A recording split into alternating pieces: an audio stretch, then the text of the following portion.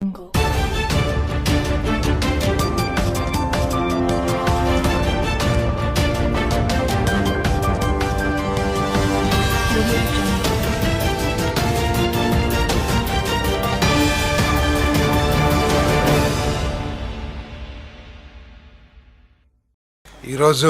కూటమి ప్రభుత్వం ఇచ్చిన హామీలో మరొక హామీని అనౌన్స్ చేస్తూ కూటమి ప్రభుత్వం యొక్క విశ్వసనీయత మా ప్రియతమ నాయకుడు చంద్రబాబు నాయుడు గారి కమిట్మెంట్ టువర్డ్స్ పబ్లిక్ ఏదైతే ఉందో అది ఎస్టాబ్లిష్ అయిందని చెప్పేసి మనవి చేస్తా ఉన్నాను. నేను ఇప్పటికే ఎన్టీఆర్ భరోసా ద్వారా 34,000 కోట్లు, తల్లికి వందనం 10,091 కోట్లు, అదేవిధంగా రైతు భరోసా కానివ్వండి, దీపం కానివ్వండి, దీపం 2 కానివ్వండి, అన్న క్యాంటీన్లు కానివ్వండి, ఇవన్నీ కూడా అమలు చేస్తూ వచ్చాం.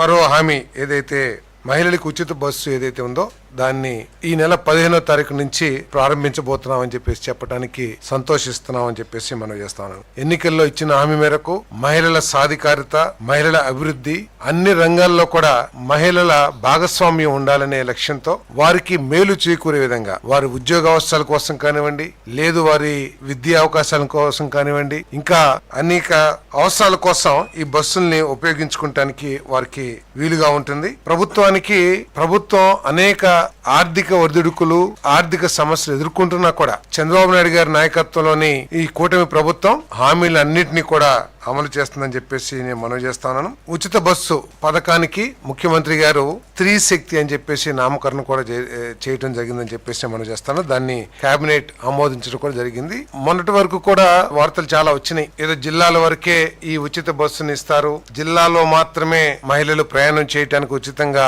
అవకాశాలు కల్పిస్తారని చెప్పేసి. మరి ఈ వార్తల నేపథ్యంలో ఇటీవల గ్రూప్ ఆఫ్ మినిస్టర్స్ కానివ్వండి ఎవరైతే ఈ పథకాన్ని చేశారో మా ప్రియతమ యువనేత లోకేష్ గారి చొరవతో ఈ పథకాన్ని రాష్ట్రం మొత్తం కూడా అమలు చేయడానికి నిర్ణయం తీసుకున్నారని చెప్పేసి కూడా నేను మనవి చేస్తాను. పథకం ద్వారా ప్రభుత్వానికి 1942 కోట్ల రూపాయలు, నెలకి 162 కోట్ల రూపాయలు పడుతుందని చెప్పేసి కూడా ఈ సందర్భంగా తెలియజేస్తాను. మరి దాదాపు 75% బస్సుల్లో ఏపీఎస్ఆర్టీసీ రవాణా చేస్తున్న దాదాపు 11,200 బస్సుల్లో దాదాపు 8,456 బస్సుల్లో ఈ ఉచిత బస్సు పథకం అనేది అమలు కాబోతుందని చెప్పేసి కూడా ఈ సందర్భంగా తెలియజేస్తాను. మరి ఇటువంటి పథకం దేశంలో కేవలం ఢిల్లీ, పంజాబ్, తమిళనాడు, కర్ణాటక, తెలంగాణలో మాత్రమే మరి ఈ పథకం అమలవుతుంది. వారికంటే కూడా మెరుగైన పథకంగా మన ఈ స్త్రీ శక్తిని రూపుదిద్దడం జరిగిందని చెప్పేసి కూడా నేను మనవి చేస్తాను. నేను దాదాపు చంద్రబాబు నాయుడు గారి ప్రభుత్వం బలహీన వర్గాల సంక్షేమం పట్ల ప్రత్యేకమైన శ్రద్ధ వహిస్తున్న విషయం మనందరికీ తెలిసిందే.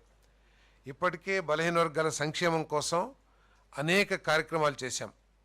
దాదాపు 47,500 కోట్ల రూపాయలని మరి కేటాయించడం కూడా బలహీన వర్గాల సంక్షేమం కోసం కేటాయించడం కూడా జరిగింది. దాంట్లో భాగంగానే మరి మత్స్యకారులకి వేట నిషేధ సమయంలో 10,000 రూపాయలు కానివ్వండి, అదేవిధంగా నాయి బ్రాహ్మణులకి ఏదైతే గౌరవ వేతనం ఉందో దాన్ని 10,000 నుంచి 25,000 రూపాయలకి పెంచడం కూడా జరిగిన విషయం మీద కూడా తెలిసిందే.